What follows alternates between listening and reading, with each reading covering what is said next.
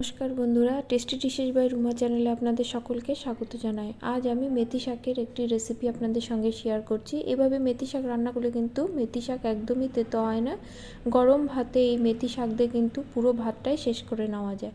এবার কড়াতে অল্প সর্ষের তেল দিয়ে দেব। তেল গরম হলে আমি বিউলির ডালের বড়ি দিয়ে দেব। বিউলির ডালের বড়িটা একটু কিন্তু লাল করে ভাজতে হবে। আমার বড়িগুলো ভাজা হয়ে গেছে, আমি এবার তুলে নেব। ওই কড়াতে আরেকটু সর্ষের তেল দিলাম। তেল গরম হলে এতে ফোড়ন দেব 5 ফোড়ন, আর দেব শুকনো লঙ্কা ও 2-3টে কাঁচা লঙ্কা। ফোড়ন থেকে সুন্দর গন্ধ বেরোলে আমি এর মধ্যে দিয়ে দিব আলু এবং বেগুন। আলু আর বেগুনটা আমি ডুমো ডুমো করে কেটে নিয়েছি। একটা বড় মাপের আলু নিয়েছি এবং একটা ছোট বেগুনের অর্ধেকটা নিয়েছি। আলু ও বেগুনটা একটু ভাজা ভাজা হলে অর্থাৎ লালচে কালার এলে এর মধ্যে আমি হাফ চামচের মতো আদা বাটাটা দিয়ে দেব।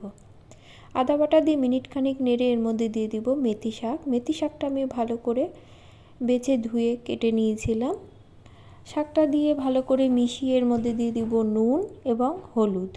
নুন হলুদ দিয়ে একটু নাড়তেই দেখবেন শাক থেকে কিন্তু অনেকটাই জল বেরোবে। এই জলেই কিন্তু শাকটা হয়ে যাবে এবং আলুগুলো সেদ্ধ হয়ে যাবে। এক্সট্রা কোনো জল দেবার প্রয়োজন নেই। গ্যাসের ফ্লেমটা একদম লোতে করে ঢাকা দিয়ে 7 থেকে 10 মিনিটের মতো রেখে দেব। ঢাকা খুলে দেখে নেব, দেখুন শাকটা আমার বেশ মজে এসেছে এবং আলু এবং বেগুনগুলোও কিন্তু সুন্দরভাবে সেদ্ধ হয়ে গেছে। ভালো করে 1-2 মিনিটের মতো নেড়ে আমি এর মধ্যে দিয়ে দেব ভেজে রাখা বড়িটা।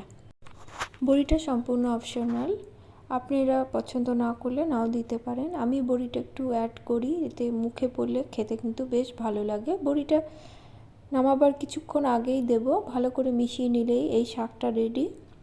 শাকের রেসিপিটি ভালো লাগলে লাইক কমেন্ট করবেন এবং সাবস্ক্রাইব করে পাশে থাকবেন। দেখা হবে পরে কোনো রেসিপি নিয়ে। সকলে ভালো থাকবেন। ধন্যবাদ।